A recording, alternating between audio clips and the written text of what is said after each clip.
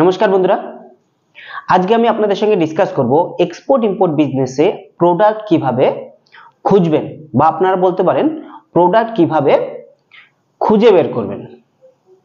যখনই আপনি export import বিজনেসে ইনভলভ হচ্ছেন তখন কিন্তু আপনাকে একটা প্রোডাক্ট সিলেক্ট করতে হয়।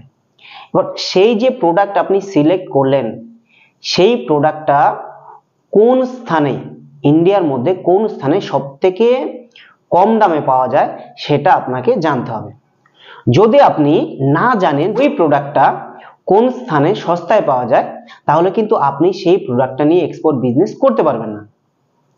এবার আপনি হয়তো ভাবছেন যে আপনি ওয়েস্ট বেঙ্গল থেকে চাল এক্সপোর্ট করতে পারবেন, কারণ ওয়েস্ট বেঙ্গল হচ্ছে চালের সবথেকে বড় ভান্ডার। কিন্তু এক সাইডে যেরকম ভাবে ওয়েস্ট বেঙ্গল চালের ভান্ডার, ঠিকভাবে এক্সপোর্ট তো হচ্ছে ওয়েস্ট বেঙ্গল থেকে, কিন্তু ওয়েস্ট বেঙ্গল থেকে কম্পিটিশন বেশি। এবার আপনাকে যদি চাল এক্সপোর্ট করতে হয় তাহলে কিন্তু আপনাকে ওয়েস্ট বেঙ্গল ছেড়ে অন্যান্য রাজ্য যেতে হবে।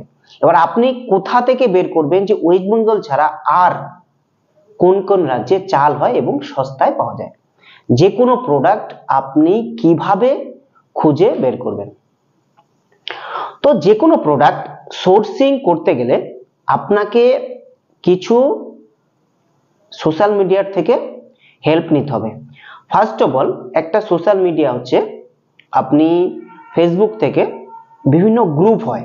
যদি আপনি পেঁয়াজ সিলেক্ট করেন তাহলে কিন্তু আপনি নাসিকের এরকম অনেকগুলো গ্রুপ আছে, সেই গ্রুপের সঙ্গে যুক্ত হন। এবার সেই গ্রুপে তারা যে পোস্ট করছে সেই পোস্ট দেখে দেখে তাদের স্থান কোথায় সেই স্থানে গিয়ে আপনাকে সোর্সিং করতে হবে। এছাড়া আরেকটা সাইট হচ্ছে যেটা B2B সাইট, সেটা হচ্ছে ইন্ডিয়া মার্ট। আপনি যে কোনো প্রোডাক্ট সোর্সিং করতে গেলে B2B সাইট একটা পারফেক্ট সাইট।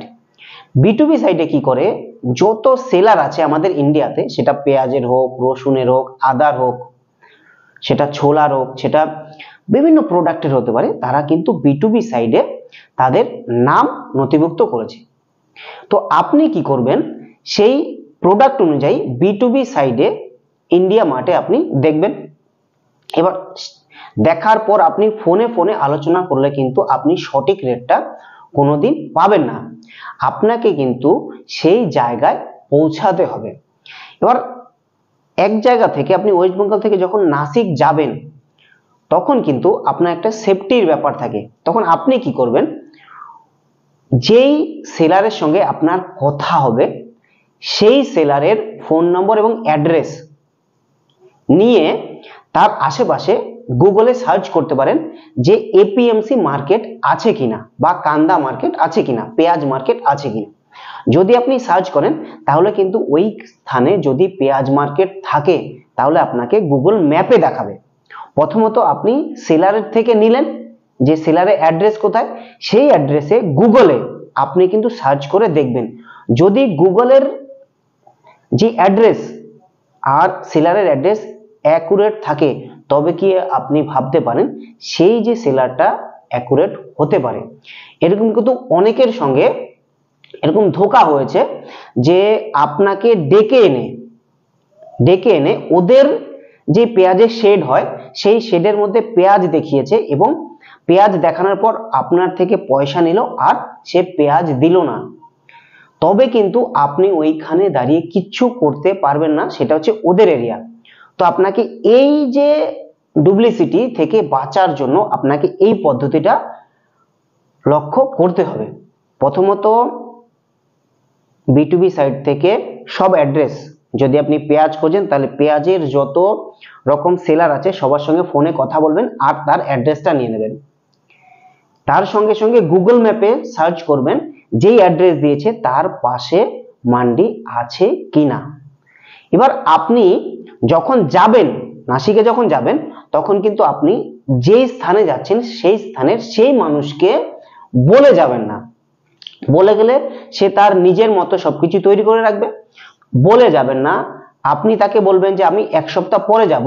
আপনি এক সপ্তাহ আগে গিয়ে সেই মান্ডিতে তার নামে খোঁজ নিন সে আদৌ অ্যাকুরেট আছে কিনা, বা সে যত রকম সাপ্লায়ার আছে তাদের সঙ্গে কথা বলুন, তার নাম ধরে তাদেরকে জিজ্ঞাসা করুন যে সে ভালো না খারাপ। যদি তার খারাপ রিপোর্ট হয় তার সঙ্গে কথা বলার দরকার নেই, সেই মান্ডিতে কে ভালো আছে তার রিপোর্ট নিন, তার সঙ্গে কথা বলে ব্যবসা শুরু করুন। যদি একবার খারাপের পাল্লায় পড়েন তাহলে কিন্তু আপনারা টাকা মার যাবে ওখানে। এছাড়া পেঁয়াজ যদি আপনি না করেন, রসুন করেন, রসুনের যেমন মধ্যপ্রদেশে আছে আর রাজস্থানে আছে, আমাদের ইন্ডিয়ার সব থেকে বেশি রসুন হয়। তো আপনি সেম ভাবে B2B সাইট থেকে, ইন্ডিয়া মার্ট থেকে হতে পারে, বা আপনি বলতে পারেন যেটা অন্যান্য সাইট থেকে, ফেসবুক থেকে আপনি নিলেন, নেওয়ার পর ফোনে কথা বলবেন, ফোনে কথা বলার পর অ্যাড্রেসটা দেখবেন, অ্যাড্রেস ওদের থেকে নেবেন এবং অবশ্যই ভিজিটিং কার্ড তাদের থেকে নেবেন। তার পাশাপাশি আপনি গুগলে সার্চ করবেন মান্ডি আছে কিনা, প্রসেস সেম, আপনি সার্চ করে দেখবেন। এগুলো হচ্ছে আপনার বাঁচার জন্য, আপনি কোথাও যেন ফ্রড না হয় এর জন্য। তার সঙ্গে সঙ্গে আপনি যদি ছোলা করতে চান, ছোলা কিন্তু মহারাষ্ট্রেও হয় আবার কর্ণাটকেও হয়। কর্ণাটকে ছোলা মহারাষ্ট্রের থেকে 1 মাস আগে চলে আসে। তো আপনি যদি এক্সপোর্ট করতে চান তাহলে আপনাকে একদম প্রপার জায়গায় পৌঁছাতে হবে। যদি আপনি প্রপার জায়গায় না পৌঁছাতে পারেন তাহলে কিন্তু আপনি সেই এক্সপোর্টারের সঙ্গে কাজ করতে পারবেন না। এক্সপোর্টার হচ্ছে, দেখুন মার্কেট, ধরুন আপনি বাংলাদেশে এক্সপোর্ট করছেন, যত মানুষ আছে ইম্পোর্টার আছে তারা সবাই কিন্তু ইম্পোর্ট করছে আর মার্কেটে একই রেটে বিক্রি করবে। আপনার ইম্পোর্টারও এক রেটে বিক্রি করবে, অন্যান্য ইম্পোর্টারও একই রেটে বিক্রি করবে, কারণ একই মার্কেট। যদি আপনি আপনার ইম্পোর্টারকে অন্যান্য ইম্পোর্টার থেকে 1 টাকা বা 50 পয়সা কম দামে কিনে দিতে পারেন তাহলে কিন্তু আপনার কেনাতে লাভ হলো।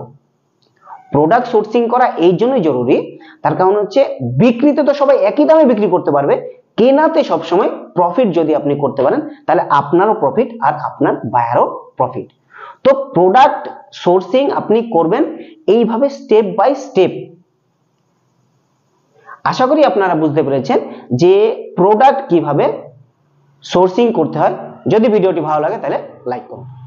নমস্কার।